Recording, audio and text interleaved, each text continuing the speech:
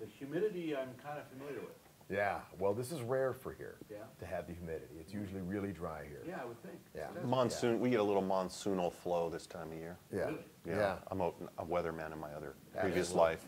Yeah, The he's a closet monsoonal weatherman. flow. He's actually got a green screen in his office. He just comes stands there up. and points at stuff. And there's, Comes up from the southwest, Wow. from the Phoenix area, Yes. and what happens is that heat mixes with the cooler air in Utah and New Mexico and forces a some type of, or actually it's the cooler air coming off the ocean in California. Wow. It all mixes together How much like a big pot of visibility- soup. How much visibility today would you say? yeah.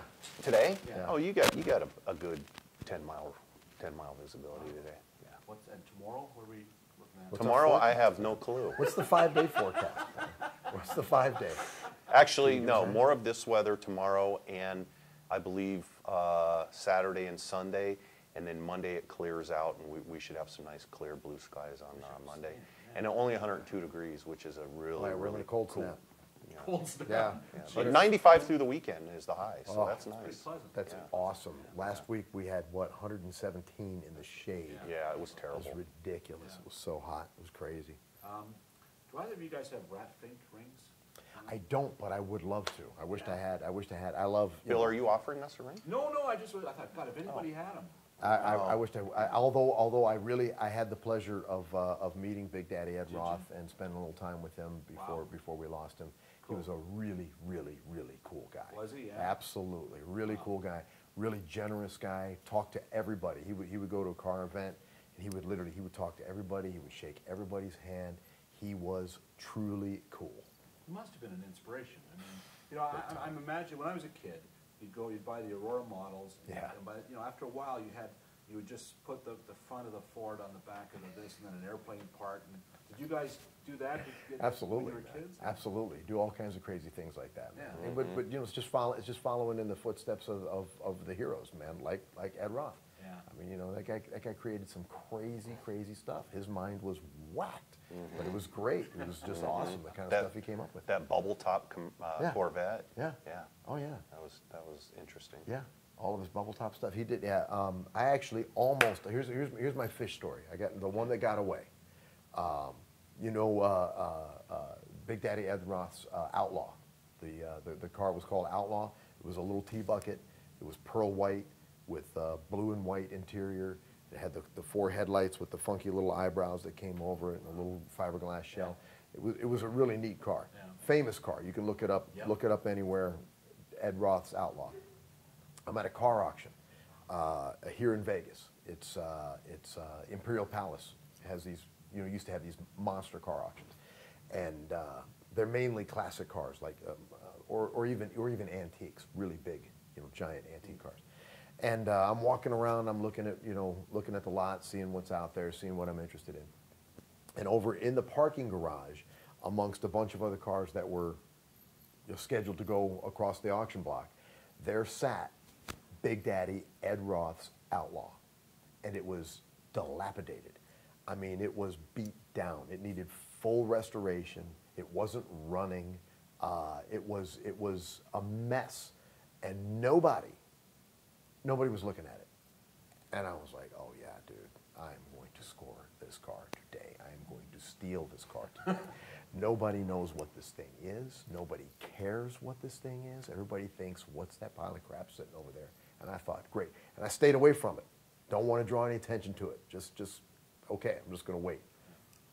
Auction block, stuff's going. Here it comes. Okay, guys are pushing it. Thing won't run. It's a disaster. They push. I'm thinking to myself, I'm going to steal this thing, $15,000, $16,000, and everybody's going to look at me like I'm crazy. But I know what it is. Opening bid started at 65 G's. Everybody knew what it was. That car sold in its dilapidated condition. I believe it sold for about 130 grand. And everybody was doing the same thing I was doing. Everybody was ignoring it, hoping that nobody was paying any attention. So I thought, well, I was going to score that, but. And they probably spent another 50 to bring it up? Yeah, 50 would have brought it back to absolutely perfect, you know. And now I believe the car lives in the Peterson Museum. So I don't know whose hands it changed, But it was an awesome car. But I really thought I was going to steal that one, Bill, and it got away from me, Bill. I'm really upset about that. I've never gotten over that, Bill. I'm sorry. If I see anything in Canada, I'll call you.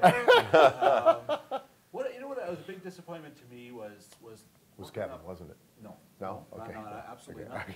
not. Was finding out that George Barris, the Batmobile, Yeah. was just a Futura. Yeah, Lincoln. And he painted it black. Yeah. Pretty much. Right? Yeah, 1957 Lincoln Futura.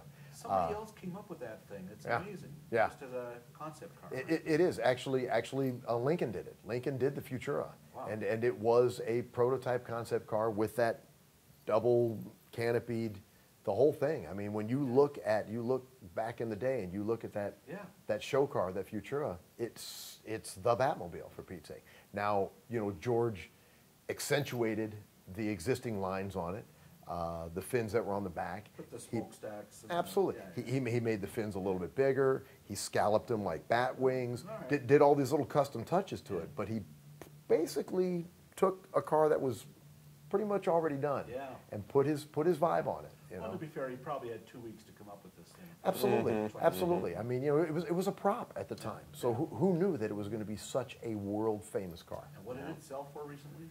Oh, geez. Yeah, it was an insane amount of money, and $2 million or something. yeah, it was really huge. Yeah, you're right. Yeah. I think it was. Yeah. I think you're right on with that. There's a company that replicates them. If you want a Batmobile and to drive, actually take it on the road and drive, and I think that they're getting about 100 or 125 grand for a replica on them, and they're really nice replicas. They really look the part. I can't remember the name of the company, but you can look them up. They had on the press tour in LA once, they had Adam West and Burt Ward standing in front of the Batmobile, and all of us, TV writers, would line up to get our picture. I have this hilarious picture. Adam West looks like he's looking for a bus, and Burt Ward's looking for a babe. Exactly. And I look like I'm 7 years old.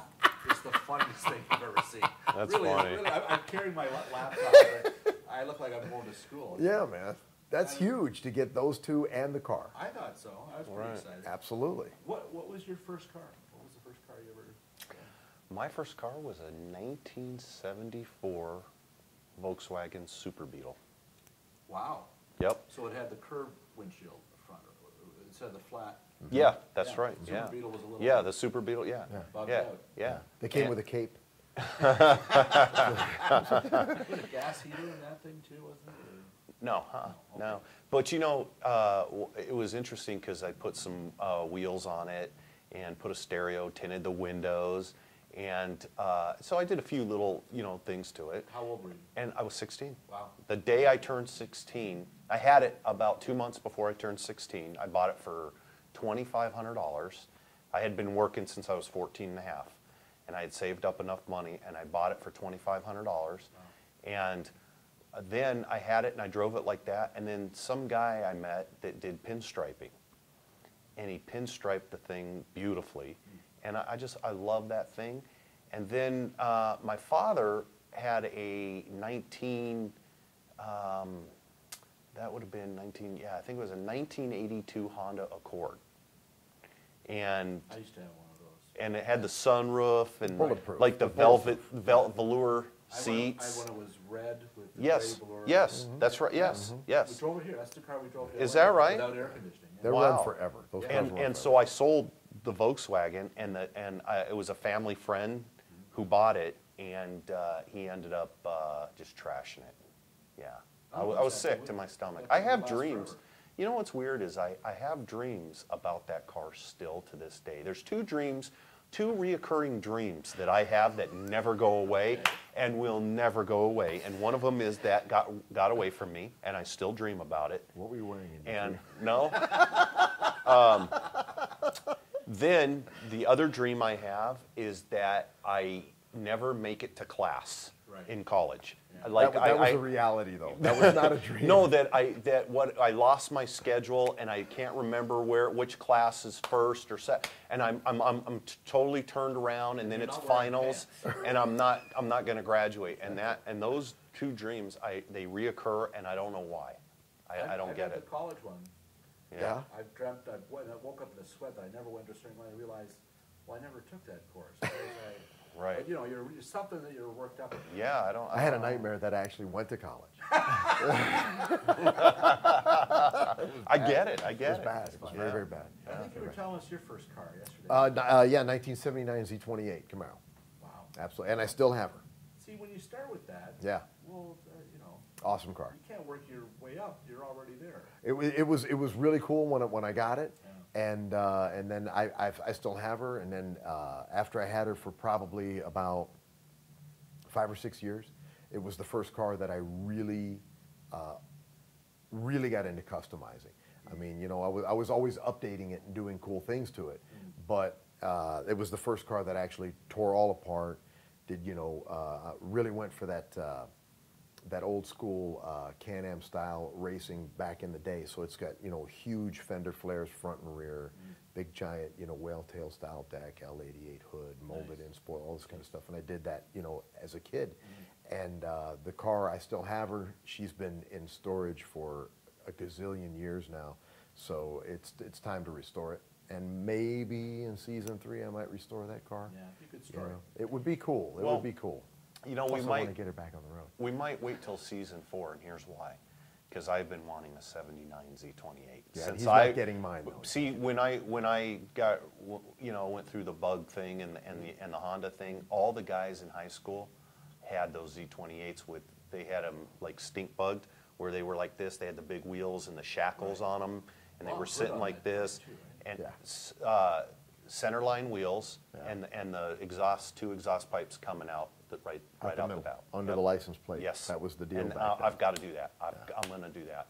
And what's funny is on a couple shows I've mentioned that, and people have actually emailed me. I have this Z28, 79 Z28 in my front yard. Come get it. But I look at it and it needs a whole lot of work. I'm not. Come tow it. Yeah. I drive, I'm ashamed to tell you guys. Come on, you don't be ashamed. I drive, you have to tell me on a lame-o scale of 1 to 10, how lame my car is.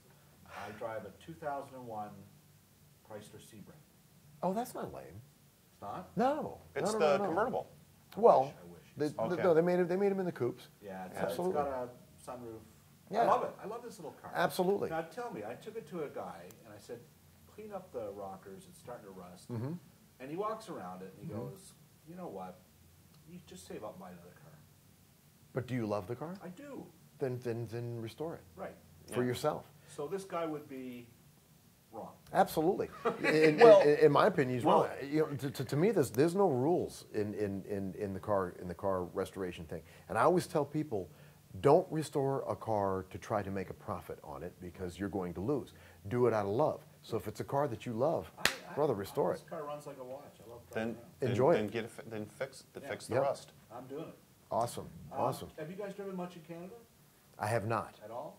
A little, but not. I really haven't had the pleasure. Do you deal with guys looking for cars in Canada? Do you have any business from Canada? You know, Oh, yeah. we get a lot of inquiries, but the problem is we, you know, we're not really set up to export, and so we've had a couple of Canadian people bring their cars to us. Yes. And in fact, we have, I think, 1 or 2 of them in our shop right now, Mopars, which are great. There's a lot of Canadian Mopar owners out there, and you know, I don't mind. They get us the car here, they bring it, and we do the restoration and give it back to them. That's great. But as far as all the rules on export and the laws and stuff, we just haven't. We would need to set up a department to handle that, and we just haven't been able to do that. Right, Yeah. right. Yeah. Is it a source of parts, or is everything rusted out with salt? Is it rusted what? Well, I'm just wondering. Oh, car parts. Rusted what? What'd you say? Rusted out? Rusted out. Out? Is that what it was? Roosted out. I'm messing with you. out. I'm messing with you. I'm messing with you. Yeah, I'm messing with you. nailed. Yeah, Yeah. there's you know, of course, in that kind of climate, you've got rust is something you got to look out for. Absolutely. You know, What's the one thing to do to help avoid your rust on your car? don't drive it in the winter. Actually, you know what? Spray it off. You got to clean it from the Keep salt. it clean. Keep Yeah. it clean. Make sure that you know there's always factory drain holes, you know, built into cars, and they're in the bellies of the trunks. They're in the bottoms of the doors. They're in the fenders areas, and so you got to make sure that those are always kept clean, because debris gets in there and clogs it. Once that's clogged up, moisture accumulates, rust starts. So if you gunk it up with an anti, you might be plugging those holes. you might be doing, you know, more damage than good. But if you can keep those holes clear, and then keep everything undercoated, and like Kevin said, keep it hosed off, should be great. Well, I better let you guys go. It's been a long day. Thanks so much for keeping. Absolutely, Bill, Bill. it's been our pleasure, man. This late. Thanks a lot. Thank you very, Good to very meet much. you Thank man. you. Right back